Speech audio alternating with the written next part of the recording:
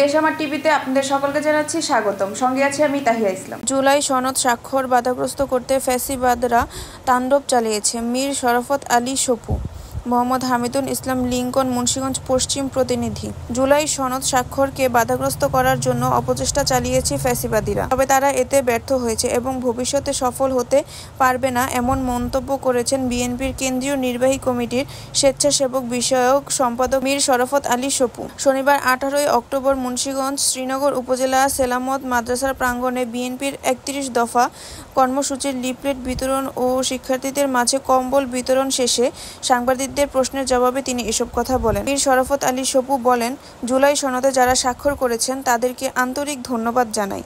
নির্বাচন নিয়ে যে ধোঁয়াশা ছিল, জুলাই সনদ স্বাক্ষরের পর তা কেটে গেছে।